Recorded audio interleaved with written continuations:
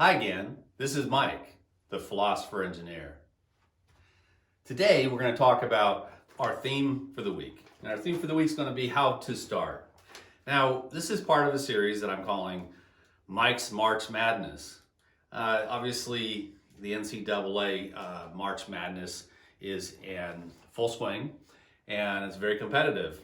I love basketball. I'll have to make a confession. I'm not actually following any particular teams right now in March Madness. If you have a favorite team you want me to follow or I should follow, let me know.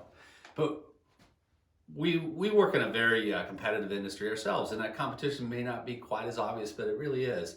I focus on technology and product development, and we're going to talk about proactive reliability. This is one of the most important themes that I focus on. And proactive reliability doesn't mean waiting until you build the products and then test them and hope that they're reliable. Proactive reliability is taking proactive steps to understand exactly how the product behaves, where it breaks, how it breaks, and then building reliability models. This can be done. We've worked with several clients that have done this. So it's a very important topic. We'll talk about that.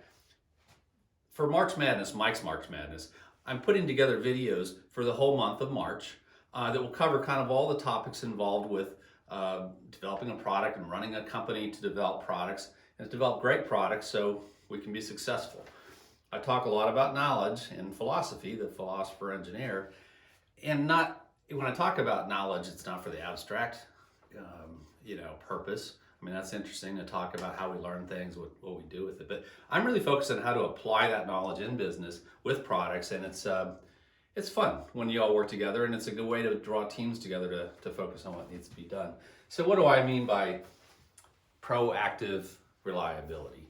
Well, proactive reliability means that we understand the failure modes. We break things on purpose, and we go to first principles. We'll talk a little bit about first principles, but whatever we're developing, whether it's a technology or it's a product, it has a lot of different pieces, and first principles is to break everything down into its components, to understand each of those components, and that could be through calculations and analysis, that could be through testing. Usually it's a combination of both, but proactive reliability is to then understand those and understand where they fail, and that's an intentional effort. I say you want to break things.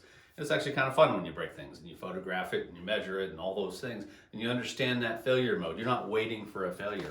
And then over time, you can develop your math models that include test data, and you can refine those to the point where you can understand reliability ahead of time. And then you can actually develop reliability models that are based on statistics, even before you've launched the product, and you can continue to refine that.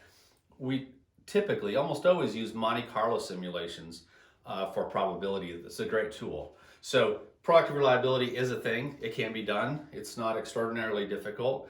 If you do it proactively, it'll probably save you time on the schedule, and you'll probably save a lot of money. More importantly, you'll develop a great product, and that'll make your customers happy, and that's your primary reason for being in business, which is one of my other topics, which is why are we in this business? What are we doing? So I think, we talked about purpose before. If we're developing a product for our customers, we obviously want to know what our customers need, and we want to make sure we meet their needs. That's why we're in that business, and we're developing products to meet that need, and it needs to be profitable. One of my first jobs was with Hewlett-Packard. It's a great company, and we had an orientation meeting, and they said, well, our primary purpose is to make profit.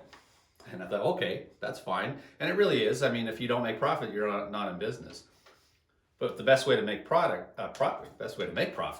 is to build great products that meet real needs, to do it reliably, and then deliver on that promise.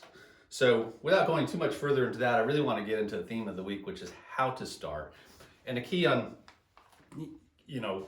as business is moving along and we're busy and we're putting out fires and we have the day-to-day activities, we also want to improve our path. There's a proactive part of our work.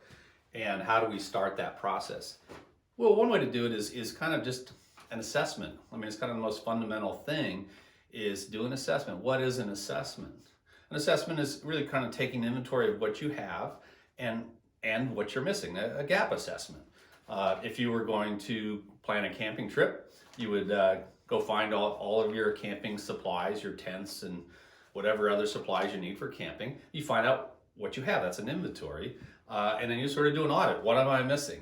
And if you plan well and you go through that assessment process objectively and you fill those gaps and you find the things you have, then when you go on your camping trip, things will go a lot smoother. Well, it's even more important when you're developing a product. And in our case, we're often working with medical devices, which involve safety and regulation and other processes, but it's very important. So we talk about how to start. Well, the way to start is with an assessment. You don't have to stop everything to do that assessment. It should be kind of an ongoing process. Kind of take stock of where you're at. What do you know and how do you know it? What do you have right and what are you missing? You might already know what you're missing just by taking a survey. But if you do it in a more systematic way and you look at your product and say, what parts of it do we understand and where are we struggling? First, you understand those things qualitatively. Maybe people just know the experience is there.